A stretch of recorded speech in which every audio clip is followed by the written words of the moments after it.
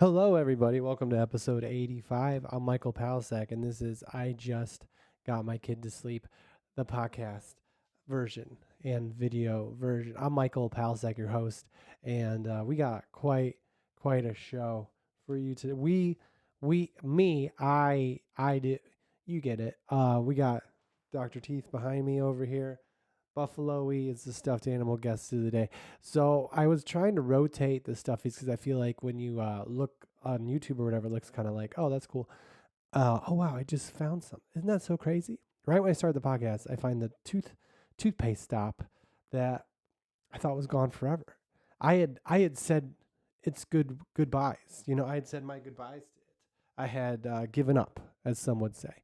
Um, and never finding it. It was a trial size of toothpaste. This is important, and it was from the dentist. My dad goes to the dentist very often. I think it's because the generation before my parents, they didn't go to the dentist and they just lost their teeth.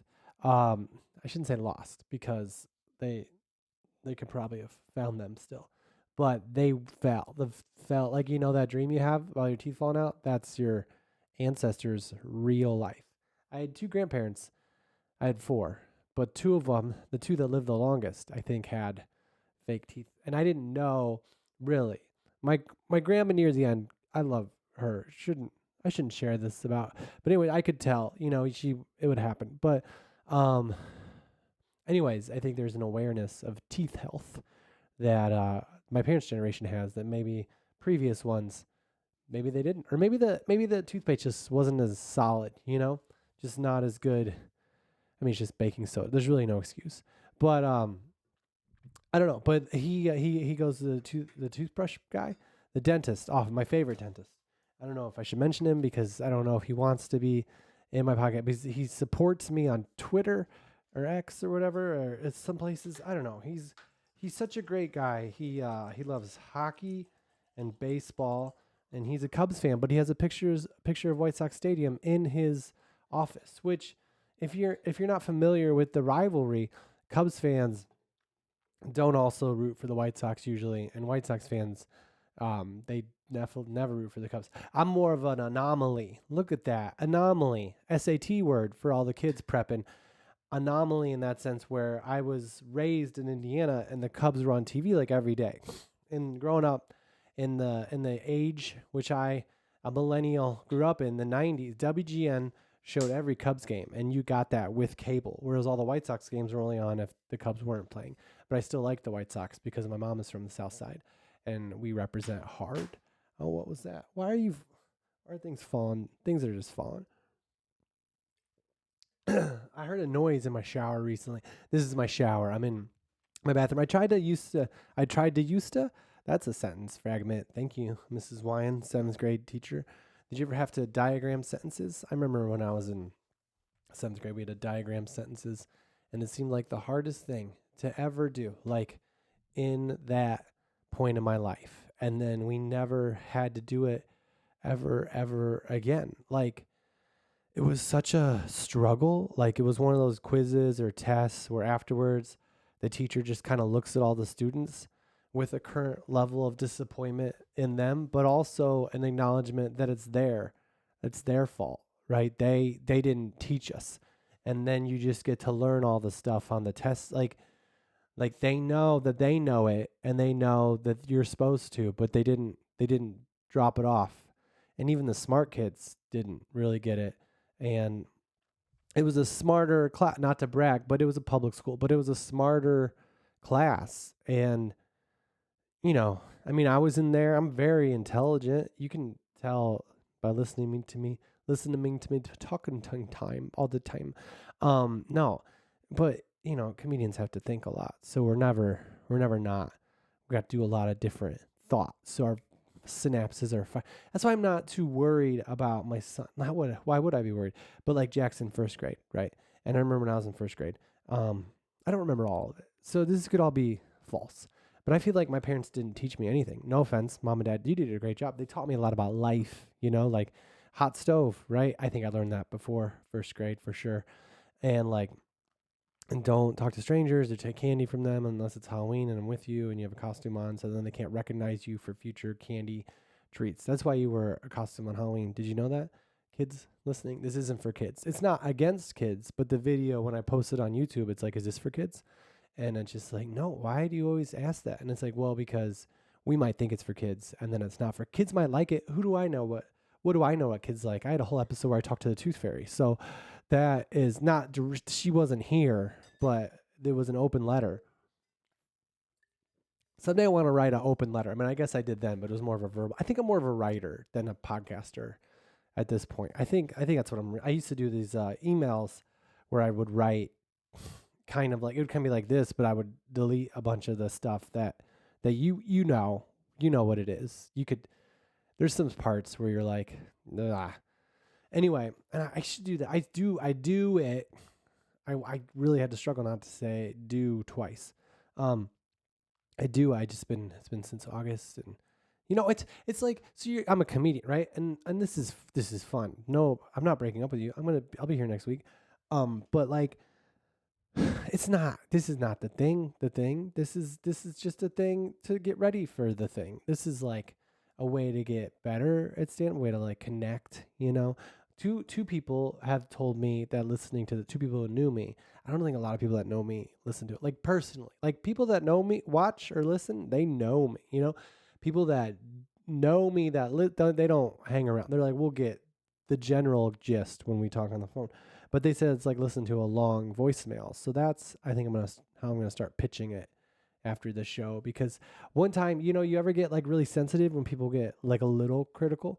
I'm not, I welcome all of it, but one time on YouTube I labeled a video that was like about nap hacks, and this guy was like, he made some sort of like drug reference, like I was on a drug, which, like, who are you, like, I've never done any drugs that would make me talk like this is just my natural state, like, this is, well, I guess the drug is like attention. That's, the camera's on the phone. It's a phone. I have a camera. I can use. Should I use? Anyways, um, I I just, this is who what comes out. I don't.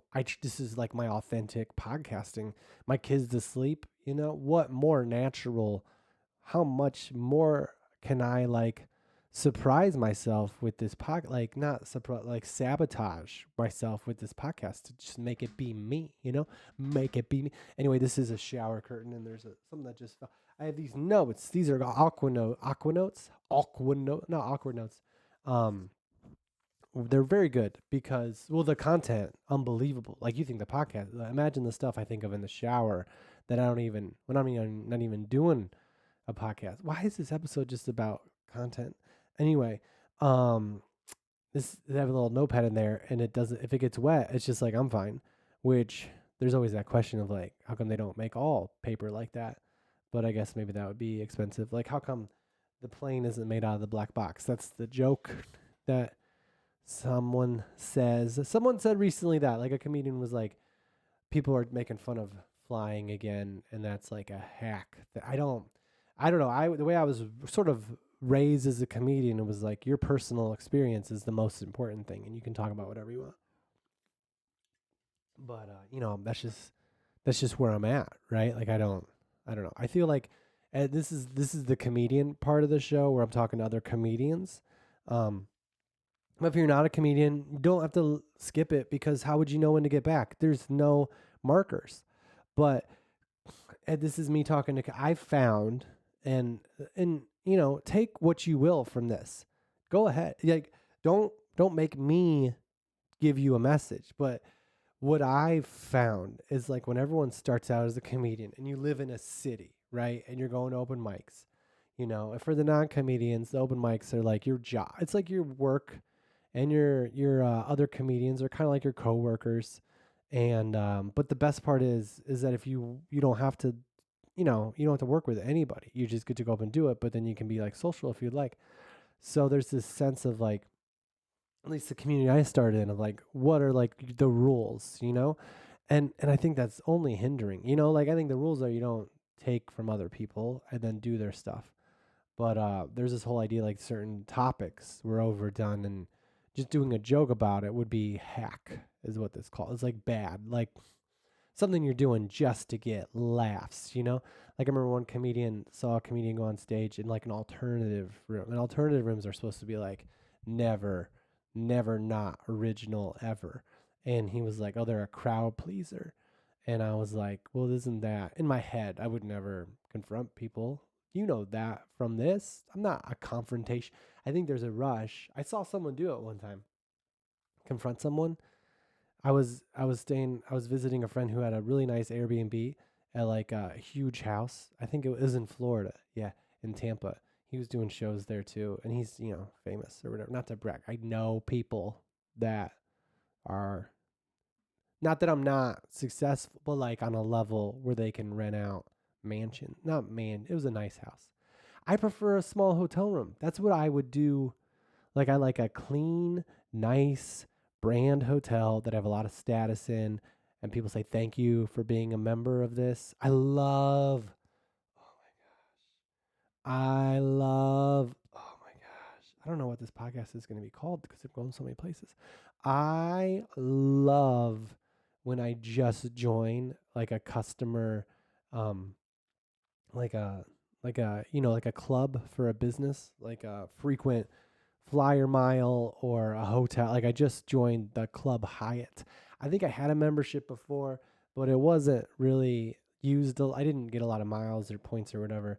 And then I just stayed at the Hotel Hyatt in Hyatt House in Auburn Hills backslash Detroit. It looked like a brand new hotel, really nice. There was a ladybug at the end that made me question it. But other than that, the breakfast, here's how good the breakfast was. And I know that you're not in here for reviews. How many people listen to this are going to go to Auburn Hills / Detroit and be like, I'm going to stay in the hotel that's not in either of those cities? I went to the breakfast buffet because first off, I have a friend. Did you know that? I didn't. I mean, I know I have a friend. We assumed, right? Parents can be people too. So a friend from college lives in Detroit, and we were gonna go to like this mall during the day on Friday that has like a lot of Detroit history stuff. Check out the Instagram. There's some stories that are probably gone by now. I'll do a post. And they have like the old Detroit Stadium, Tiger Stadium, Detroit neon, and it's like you can stand next to it. And you know it's real because it says don't touch it next to it. That's a good way to trick people. I should put that in a movie or something. Like a good way to like make people think you have the authentic thing is be like don't touch this. Why is that? Is that real? Going back to the Lincoln Museum episode, which really, I don't think I'm going to do a presidential library museum episode again, but it's not really a library, just a museum. But the Lincoln hat that got disputed, maybe they've just were more like, don't touch that. Don't ever stay away. Like maybe they put it like they should have like put it in front of behind glass, but then up higher. And then people have been like, that's definitely Lincoln's hat. So for some reason, when I think of seeing Lincoln's hat, I think of seeing like Dumbledore's hat, and I think the odds for seeing both of them are, I don't know, like I just want to see his real hat. I didn't know that was even a possibility, and then they took it away because people disputed its accuracy. Even if it's fake, who can like just let me pretend. Anyway, where was I? So I was at this Hyatt House hotel, and I had a friend, and we were gonna go to this mall, and usually I just sleep, but I didn't really sleep the night before because I had COVID the week before and I was just sleeping all the time and I couldn't fall asleep early because I was sleeping all the time. That makes no sense. But anyway, I was like, I'll just go to bed early. So I went to bed early and I woke up for breakfast. I would have cut that out if I had typed this out. So their breakfast at the Hyatt House in Auburn Hills / Detroit. They're waffles, and you didn't have to make them yourself. You always think like, oh, there's a waffle maker. I get to make them myself. But I've never enjoyed making them to all the people that are like, yeah, make waffle. I think it's a trick. I think it's like a trick for the breakfast buffet people to be like, well, this combination of waffle mix will stay fresher longer if we let them make it as they wish.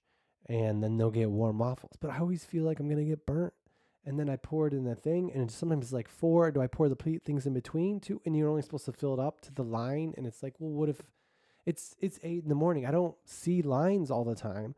And anyway, there were just fresh waffles just out there, just covered, but and the plates weren't just like white, plain, whatever. It was like this like it felt like a home, a home where breakfast stopped at 9:30. You better not try to eat breakfast after 9:30 in this Hyatt house. I mean, they didn't act like that, but a lot of hotels. I think it's weird that like hotels are like, this is like your home, and then they're like, you want to eat at 10:30 on a Thursday? Get out of here. Get out. What is it? Lunchtime? No, we don't offer lunch, so leave. But the cereal's right there, and it's locked for a reason. Do you realize how much that Fruity Loops is? The Fruit Loops is. You could you could get an extra $4 out of this experience. No, you got to wake up early. We figured out how many people wake up early to stay at our hotels. Don't mess. Anyway, that was really good. The sausage. I'm not even a big sausage eating guy, but it tasted like it was healthy. Sometimes you're like, is this not? But it tasted like my body was like, dude, do this more. And then the orange juice was in these really nice like container, and then you turn it, and it wouldn't even come out. That's how nice the container was. So they put it in a pitcher, and I ate all the things, almost not all, but mostly all the things in the breakfast buffet, and I still wasn't like it was so good that I didn't have the anxiety to keep eating. I just enjoyed every bite, and then I didn't sleep that well later because not because of breakfast. That was just the next thing that happened that day. So anyway, I'm a new member at the Hyatt Club, and I love it how when you're a member at something and you just check in, and like it was my first time staying at a Hyatt in a long time, especially as a member, and they like thank you. They're like, thank you for being this, and it's just nice, to be thanked for being a thing that it's just like, thanks for letting us use your email to track your purchases so we can maybe sell your information and offer you more deals that in the long run you think you're saving money, but really you spend more. I don't know. I wasn't a business major or marketing or whatever, but I think that's possible. Um, so I just like staying at a hotel where I have status, you know, because if you stay at Marriott's and you have a lot of status, you can get a 4 p.m. checkout. And to me, that's a whole nother day. Honestly, I think there's a chance that if you get a 4 p.m. checkout, they might not even check it until the morning. That's just a little secret. I don't think it's true. I think you should probably check out around 4. But I feel like sometimes it might be true. Sometimes they give me a hard time about the 4 p.m. checkout, and I think it's just because they're not going to have someone there to clean it at 4. I don't know. It's guaranteed. It says on the thing. That's not. Anyway, yeah. How did we get there? So, um, yeah. It's I was in Detroit. I went to the museum that was in the mall. That's when I don't know. I don't know what to think. Like my friend, very very nice. We haven't talked. I was gonna bring pictures. Maybe the pictures are right here. I might have the pictures right here. I do have the pictures. This is picture day. My friend, see, I feel like when pictures were not on your phone, girls are really good at organizing them. Like my friend from college had a wall. Like we had a wall in our house my senior year, and it was just like all the pictures taped together of all our fun times. All maybe sad times too, but you didn't know it. He didn't put a sad picture on purpose, but someone might see that and be like, "Oh, I was actually sad there," and they might not say anything because they've been keeping it a secret for so long. And like sad is bad. Sad's not bad. I was actually thinking. I wrote this on my shower note. I think like one thing I love about being a dad, just to get back to the I just got my kid to sleep thing. I don't want to leave any parents behind as they rush around. Oh no, I lost the picture. Oh no. Okay. I don't want to leave any, but like one thing I love about being a dad, my son is 6, and like he still cries, and it's you're like, okay, we all cry, Michael. No, it's wailing tear, like just tonight, and not to share embarrassing information. Like if you're a kid in my kid's class and it's like 10 years from now and you're not, just be nice, okay? I bet you cried when you were 6 all the time. Anyway, he he he's really good at getting like the things that he wants to have happen during. I'm very impressed, really. Like we he had school, right? That's what happened. That I picked him up and I let him stay later at school because he likes playing with his friends after school, which I'm like, let's just go home. But when I was a kid, we would go out in the playground and play, or not like our neighborhood and play. But I live in an apartment building, and a lot of the people that live in my building don't have kids. So now the elevator's broken right now, so you can't like do the game which you shouldn't. Don't like jump on elevators. Maybe that's how it broke. We didn't do it. The only thing we've done in the elevator, and this is a confession, and I'm not gonna apologize because I don't think anything's wrong with it. But usually when I'm like I'm not gonna apologize, that was really something I did wrong. Do you ever have that? I feel like is that something? I don't. Come on, connect. So when I was a kid, I said sorry a lot, and I kind of grew out of it as I became more man than boy. Not even like as a kid, but as a young adult, before I realized like I read this Jim Belushi book, like Never Say You're Sorry. It's not. I don't think he's always right, but just felt like I was sorry. I feel like people in my family sometimes say there's different people that just say I'm sorry a lot when they don't have to say I'm sorry, and so I just try to like, what it was. One of my baseball coaches was like, if you throw the ball over the guy's head, if you didn't do it on purpose, you don't have to say you're sorry. And I'm like, that is so valuable. You don't have to say you're sorry if you did something by accident. That's, I don't know if everybody knows that though. Like if someone like runs into you and you say, excuse me, and they're expecting an apology, they might start to like try to do a gunfight like in Swingers, the movie. Anyway, I wish we all could use the same words. I think excuse me is different than I'm sorry. Excuse me is kind of presumptive. It's amazing to me, like pardon me and excuse me. Excuse me is so like if you really look at that phrase, it's very like you will forgive this now. Like it's very excuse me. Like it's a command is what I'm trying. It's a command, which is kind of a cocky place to come from when you just cut somebody off in the stairwell. I had this happen today. Today.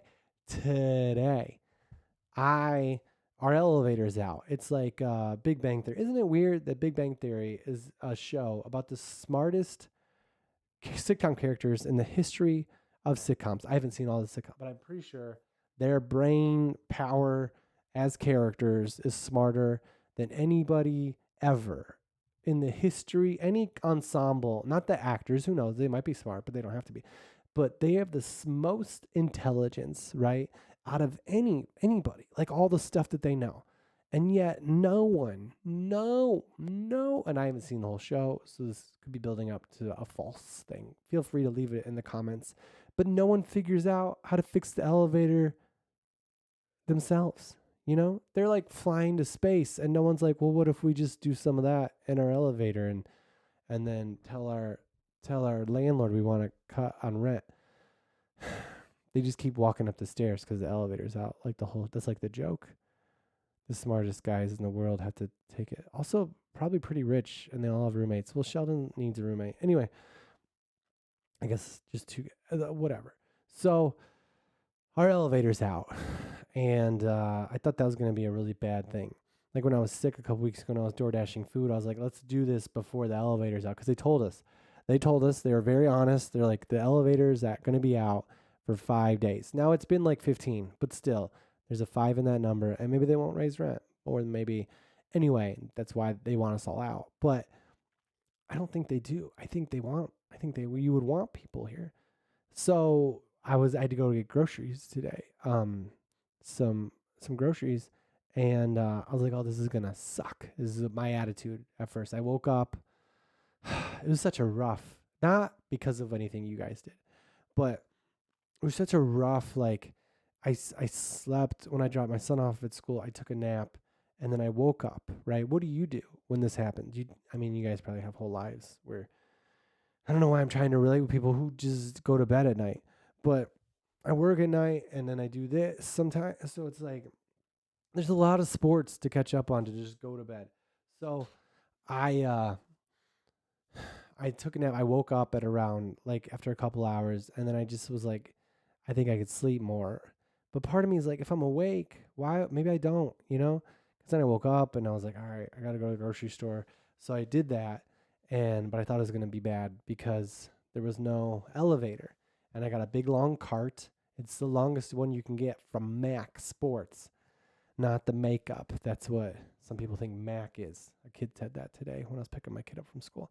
There's a kid named Mac, and this girl was helping people like get their kids back because I don't know what the situation was. I was picking my kid up from after school, and there's a man, an adult running it with an iPad, and there's just three kids who are just like taking names and doing stuff, and then like Mac, like the makeup, and I think they were just playing. Anyway, so I was like, this is gonna not be fun. But then I got all the groceries. I usually have this long thing, and it's kind of like it broke one point. The old one, I had to get a new one, and it's hard to get it all in there sometimes. And then it's really like heavy to make turns. And with Jack, I don't know. I always thought it was good. I think when he was younger, it was good because I could just kind of put him in there, rather than like carrying him and the groceries up. But uh, but this was really nice. I didn't have that. I just made a couple of trips, and now I don't have to go to the gym. I mean, I wasn't gonna go anywhere. I have my kids. I can't just go to the. My gym is closed. It's a YMCA, but not all the time. But at night, I know. I realize on Sundays they just said they're open from 10 a.m. to 2. So that's a very small amount of time. Like you got to get there if you have a long workout. So I carried it all up and just put it away. That was but I felt, and it made me feel better. Like the exercise from the lack of an elevator raised my endorphins. So maybe that's why the Big Bang Theory guys were just like pretty jolly for the most part. Like who would have known how that show would have gone without those endorphins? Like it's not real, but like how I don't know. Sometimes I just Oh yeah, pictures. So my friend, I have a friend from college, and my best friend. He's not. I'm not his best friend. I know that because he got married, and I wasn't on. I got invited, but he asked me to like do the wedding, like be like the priest or whatever. Not the priest, but like the aficionado, the official officiate. He wanted me to officiate the wedding, which kind of sounds like you're a ref, like charge first down. But I'm Catholic, and I asked a priest if I could officiate a wedding, and they said that you can, but you could be excommunicated. So I was like, well, I don't want to do that, because religion is one of those things where it's a mystery, right? We all acknowledge, even when you're like reading the Bible and going to church every day, you know it's all a mystery, and but if you get excommunicated, it's no mystery. You're just not Catholic anymore. So I was like, I can't do that, and he understood that. But it was just another sign of our strained friendship. No, he just has more. You know what it is? I think there's some guys that are just like a lot. They're best men a lot, and they're like, or in a lot of weddings, especially in their 20s when people are getting married, and and I had a couple. I was in a couple of weddings. I remember my two best friends from high school. Though, like we were going to college and we were all driving around. That's what you did in my small town. Like, have you ever seen the movie? It's a George Lucas movie about high school. I can't think of the name of it. Harrison Ford's in it. It's not gonna. People say this is gonna bother me. Oh, it's not. I'm gonna be fine. I don't have to know the name of this movie. I watched it on a plane. Ron Howard's in it, and the guy from the Jaws movie. Um, that's what my high school was like. But in the movie, that was the 50s in LA, and this was like, you know, 90s Indiana, 2000s, maybe a little bit college. So we were driving around, and my best friend, I think they're both my best friend from high school. So maybe they were like, let's all agree that one of us will be their best man. And I've never been in for like blood packs or whatever. And so I was like, I'm not going to do that. And I think they took it personally because they both got married and they used each other as their best man. But I think I did make it easier in a sense because if one of them picked one as the best man, then he's got to choose when he gets married whether he's going to reciprocate to the other one or he's going to pick me. It probably would have been nice. I could have planned a good. I mean, what's your job as a best man anyways? Just plan a good bachelor party. And I'm not a big party planner, you got to make invitations, right? You got to get party bags. You got to get doilies for the bachelor party, some trivia cards, right? That's a good bachelor party. Um Sometimes I feel like the best parties are the ones that you just kind of throw together. I don't know. One of my friends got married. We went golfing and then we went out to eat at night. And my brother was like, "Oh, I do that every weekend." And I was like, "Okay, you're cool. So, anyways, I don't know. I got a kid now. You kind of lose your best friends anyway, right? Maybe not. That's the one thing I'm issuing with. I'm struggling with, and maybe you guys, I don't know. I hope this isn't an issue for you, but my son is 6 and he likes it when I'm around. That's not me. That's just him and my great parenting. I've really gotten a good. It's very positive for him when I'm there. So like even when I bring him to like a practice, like I had a phone. I was watching, but I was talking to someone I work with, my agent. I don't like to drop agent around, but I have an agent. He's a manager now, actually. Um, the difference for comedians, I'll get in. Just send me a message. I'll tell you. I don't think anybody cares. But he was like, "Dad, watch me." He wants me to watch. Today we went to my gym class, which is like, it's mostly for young kids, but his class is older, like kindergarten and older and maybe a little younger too. But they do like a lot of cool, like similar to gymnastics or like American Ninja Warrior. And there's another dad there that I'm friends with, just through the class, and maybe it could be more. I don't know. I don't want to assume anything, but we like talking about baseball and the game 7 from the ALCS is on TV. Well, it's all over now, but I haven't watched it yet. Please don't ruin it. Just don't. I don't. You couldn't. You're not. But I recorded it. I used to think that, and used to, as in like a month ago, that I was missing out because I was to watch sports recorded because I'm on the West Coast and things start early. Like things are starting at 5. They're done by 8. Like sure, get your kid to bed at 7 and watch the end, um, but then when I was sick and I was by myself, I got to watch them live, and there's so many commercials. Did you know that in the playoffs they make the break between innings 3 minutes and not just 2 minutes? What? Who voted on that? What state senator can I talk to? So I had game 7 on my phone and we were both watching it instead of watching our kids all the time. He also had a huge book that he was reading. I wanted to comment on the book, but it wasn't fiction and I didn't go to school for anything but that. So but we were talking about baseball, and my son was like, "What, Dad? You got it?" And I was like, "I see you." And then I was like, "I usually would just watch, but it's like game 7 playoffs.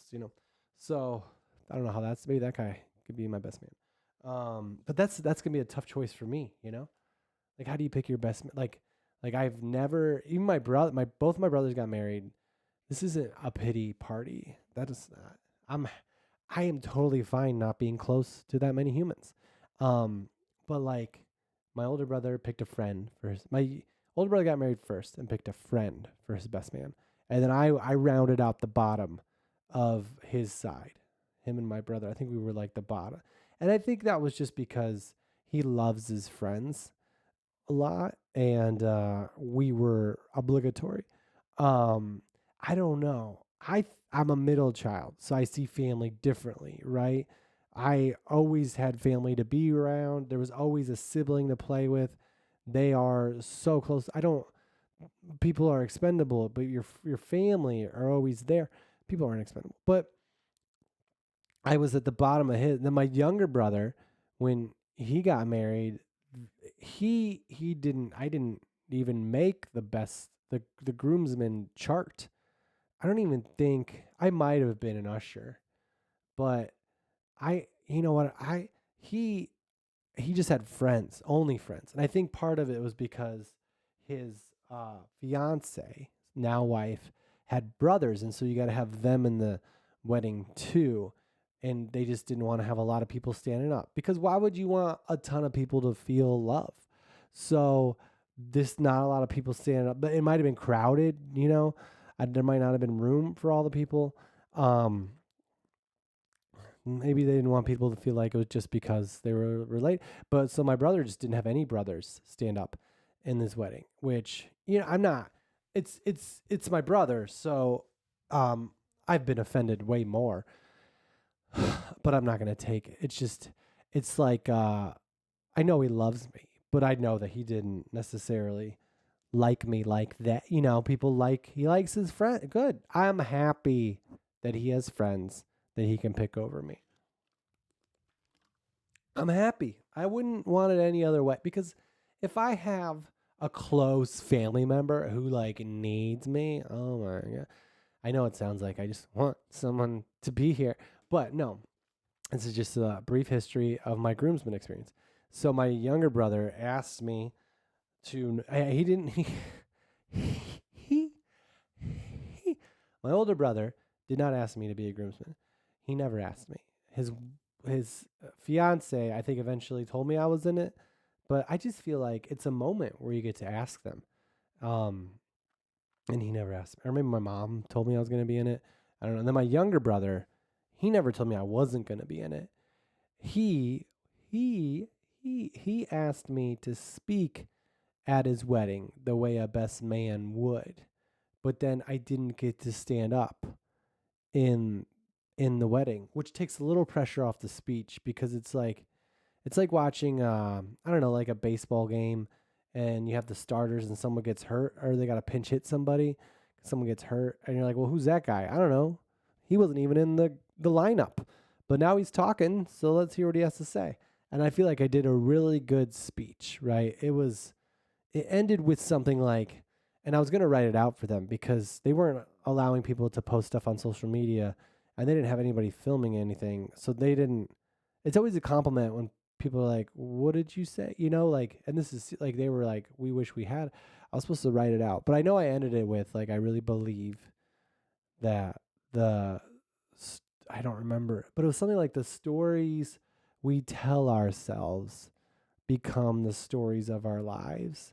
And I can tell by looking at my brother and his wife. I'm not gonna say their names. I don't want people to like and all the people that are here today, that this story is is definitely, I don't know, something like this story is a happy one or something like this story is definitely going to have a happy ending. But I don't think I said happy ending because that's like when they're going to die. But I think that I could definitely tell by looking all around here and at them that they've that this is that they've told themselves happy stories. Something like, it was better when I said it. Um and I said other stuff that was like funny too, but I kept it tight, you know? They told me the time limit. I'm very good. No one complains about you going short. They wanted more, is what I was told later. And my son was very young at the time. So he was like with someone watching him. So I knew there's no better light to get off stage than like a 3-year-old who's like, "Where'd my dad go? Where'd my dad go?" He's up there talking to shh. My son was invited to that wedding. So we went to the wedding. And I'm not someone who just stays out. You know, we were dancing, but he wouldn't let me put him down. So I was like holding him for most of it, which is fun. I like holding my son, especially because it's like now I get to see what he sees, you know, when they're so little. And then, you know, it's a free workout. But anyway, he asked me to speak in the wedding, but I didn't get to stand up in the wedding, which other smaller people might have taken offense to. But you know, like no pressure, right? Like, no, I'm not doing, if I was standing up and speaking, then it's like, whew. And I've been a comedian that's been featured on the Tonight Show and the Late Show and the Late Late Show 2 times, 3 times, and Conan, but two different, yeah. And left top 5 last time standing. It came really close, and you know all that stuff. Then it's like people are buying tickets for this. So yeah, I've been able to speak, but I've never been asked. And then I don't know. I don't know if I'll ever be. I might be a groomsman if I get married, and no, that if I got married, then I wouldn't be a groomsman ever. They would be groomsmen on my side. I might have like, but I don't know. One of my friends, the only time I was a groomsman for a college friend is when my good friends got married at a baseball stadium in the Toledo Mudhens. It was off season, and that was so cool because there was room for a big lineup. Like they each had 12 people, which is like, why not have all the people? You know, 12 people. And I was like 11. I wasn't maybe I was but it was, I still appreciated it. And I got matched up with to walk down the aisle or whatever with a, uh, a bridegroom or what is it? Maid of honor person? I don't know.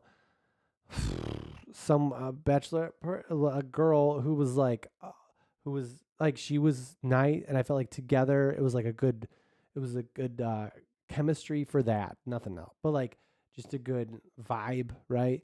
And and it was just nice, you know. So I think if I got married, I would have like a long lineup. But when do you stop? You know, probably like 12, probably. But then you might leave out 13 and 14. You're always gonna miss somebody, you know. That's just part of life. So that's what that is, right? And now I don't feel like I owe anybody a best man call, because if someone makes you their best man, then if you don't pick them, then it's like you got to pick like a relative, right? Like you can not have a friend be your best man if you pick your sibling. Um, but I don't know who I would. I think I would go with, but I have two brothers, so I could go like and maybe we'll get to it when we get to it. I should probably try to meet someone first. Um, or maybe like I don't think I'll meet a new best man anytime soon. I think we'll like my son, but I don't know if he could be a best man. I mean, he'd probably plan a really good party for sure, but it'd be more like kid themed. Anyway, here's some pictures. So my friend in Detroit, my friend who's my best friend, maybe he'll be it. Um, he he had pictures, but they're like on a wall, and then I don't know what happened to him. My friend who's a girl is very good at organizing stuff. So here's some. This is me in one of my first improv shows. Right there. Which one's me? Can you figure it out? Which one's me? This is the game. I'm the guy in the blue shirt. I wore that in one of my senior pictures. I also wore like a suit separately. This is when jean shorts were not in anymore, but I still remember the day when one of my roommates, not the best man one, that could be, was like, we're not wearing jean shorts anymore. And like, look at it, look how comfortable I am in those. Why would I stop doing that? It matches the shirt a little bit. It's college, it's spring. Why not just wear the appropriate level jean shorts? That's Zach Wernicke, also very funny, but she spelled my name wrong. Yeah, let's see if there's another. This was me also, and these are just, she worked for Yearbook, so this is another improv picture. I bet so many podcast people are going to want to watch this YouTube video to see pictures of me a long time ago. This is a scene that I wrote. So Toolbox was a show where you wrote sketches, and then you also did improv. And so this is a sketch that I wrote called Drinking Tab, and it was about two guys who love to drink tab. Um, and they just were really trying to get people to drink it in their little, it was like a little talk show from their tab studio. I don't know how we bought tab. Let's see. I don't know if I need to show. This is more fun. This is an action shot. If you guys, this is I should have put like, this could be graphic. It's not. It's a play, so it's fake violence. But I don't know if you can see. This is I'm me. I'm me right here. This is me right here, and this is another actor. And we're in a play. This is a play about the president of the United States, who maybe it wasn't the president or the vice president, was seeking advising from some advisors that are unexpected. One of them was she couldn't walk; she was in a wheelchair, but she only spoke in terms of the Oregon Trail video game. And then another one was one that was blind, but he only spoke in Super Mario Brothers terms, and that's me. I'm the Mario Brother fortune teller, basically. And this is when we're trying to give advice to the president or vice president, and we get mad at each other, and the fight breaks out. This is all scripted. I didn't come up, but that's part of that. So that's fun. These are just some highlights. Yeah, I think we got all the good ones. This is one where I played a high school kid, but I was in college. Look at that acting. I had a hat backwards on because I was an athlete in the play, but also in real life. That's like my real life hat and my real life backpack. And no jean shorts here. I think I'd moved on to the cargo pants. Or what is it? Painter pants. That's what those are. This was what it looked like when I was in college. That's normal. I wasn't doing style. That's just, anyway, that's just a little walk. Anyway, it's fun talking to people who you haven't talked to in a while because, for some reason, you feel connected to a person who knew you before anybody else did, right? Like when I talk to someone that I know in college that I haven't seen in a long time, like I know that they knew me before most of my life had happened. Isn't that crazy? About most, not more. But soon it's gonna be no, it is more. They knew me when most, soon it's gonna be less. That's just dividing in half. But they know, so I feel like in some sense they know you better than anybody that came after. And then like when you're reminiscing, I think, but I don't think it's really reminiscing. More it's just like informing. I don't know. Like then I feel like this sense of like times were better then, or I was better then, which I guess it could be true. You know, you could always have been better in the past. I remember one thing I learned in college in Western civilization class. And I think I brought this up before. Is I one time I was writing a paper. I'm left-handed. I don't know why I did it with my right hand. When I'm on stage and I mime throwing a piece of steak across the room, it's a different joke. I don't want to lose anybody. But I do it with my left hand and I throw right-handed, but I write left-handed, but I do them opposite these times. So it's like things don't get better just with time. So I don't know if I'm better with time, you know? Like I know physically people grow older and whatever, but there's as a guy it's, you know, we're lucky. But women, you know, people can become more physically appealing if they, you know, whatever. I don't why am I dancing on these words? But I feel like there was an innocence, you know, to that time, a sense of like purity of goals and interest of like the things that I wanted to do and the things that I believed I could do and the people I was surrounded with. Um, I want to say like-minded, but I don't think we weren't all like-minded. We just all chose this college. It wasn't the state's. Whoa! I just moved the camera. Oh no, that's gonna mess up for editing. I'm just joking. We don't. Buffalo-y does zero editing. That's the name that my son comes up with. Stuffed animal is just the animal, and he adds a Y. Um, we were not all like-minded, I feel like, but we all chose this place to go to college. I feel like we all had some sort of similar backgrounds on some level, at least within the school of the people that you connected with. And now out here in the real world, there's no way of finding those people. I guess there's comedians, you know, but that just feels like a little rougher connecting with people over a job because it's like um it's not as much of a community because you go like in college you live pretty much all in the same place and a lot of times you eat in the same place and you just hang out without parents for the first time in your lives in the same place and there's something that's in you still from that time that it feels like someone else can see in you whereas like everyone who meets me tomorrow is just like oh he's a dad adult grown up whereas like someone from college might see me and be like oh he's this kid, you know. Anyway, I don't know what I'm trying to say, but it does feel good to meet someone who had a good to see someone again from your, you know, at a reunion or whatever at any time to see someone who you had a happy experience with in the past because that means their image of you or whatever was positive and they get to see you like that and they don't know all the real stuff. Anyway, I feel like people that went to my school are mostly really, really nice. I'm very grateful I got to meet all of them, and I'm very happy whenever I get to see them again.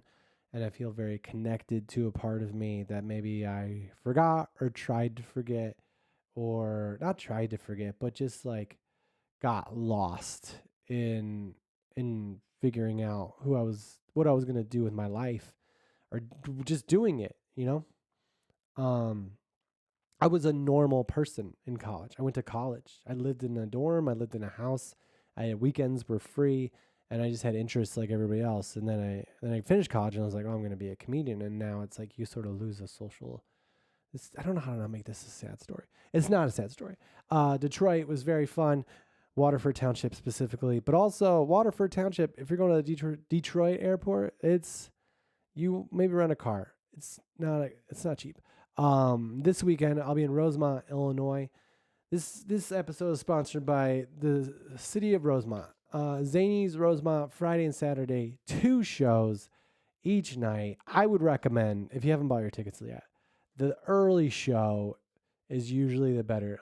Those are the good, because I know if you don't know a lot about comedy clubs, you might be like, well, they have 4 times. Let's just go to whichever one works best for us. I would say that if it's pretty close, go with the early. I'm good either way. My show, no dip. I mean, I can't guarantee it, but like, watch the special online. Mostly news. I say mostly because I sell a shirt based off a joke that's in my special. So I'm not gonna stop doing that. Doesn't make sense. Um, Watch the special. He's friendly. It's on YouTube. Come to the show if you live in the Chicago area. If you don't, flights are pretty cheap because they might not take off anymore. So I don't know if last minute they're going to be cheap, but Rosemont, there's 4 shows. I believe it's 7 and 9, but I could be wrong. 7, 9:30 maybe. And then Sunday is the downtown show. That's the good show too. The late shows are fine. They'll be fine, but sometimes the crowd's a little drunk because the Zanies in Rosemont, it's like a comedy club around a lot of bars, and people go to the bars and then they come to the club, and then they're like, oh, I could go home and throw up, or I could throw up here. That maybe doesn't happen anymore. It used to. The manager that used to work at Zanies in Rosemont now works in Vegas, and I think she's had more pukes at Zanies in Rosemont than in Las Vegas. So, anyways, Rosemont and Chicago, watch a special, come to the show if you want. And then the week after, I'm really not remembering, but I think I'm in Omaha, Nebraska, Burlington, Iowa, and Okoboji, Iowa. So that's that next weekend. And then after that, then I'm in Bozeman, Montana, Phillipsburg, Montana, and Missoula, Montana. I love Missoula. Missoula has a great bar restaurant if you're going to make the trip to Missoula. And I could be wrong, but I think it's Missoula. Has a great bar restaurant for food after the show that I went to last time. And they have a pinball on the bottom floor, and on the top, and like the normal eating area, they have like kombucha on tap. So that's the place that it is.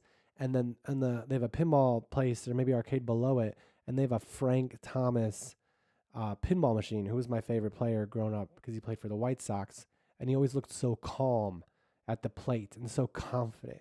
And watching him play baseball, especially hitting, made me feel like, oh, it's all going to be okay.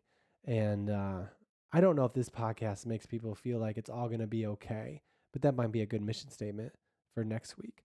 Yeah, and then it's like Thanksgiving, and then it's all fun.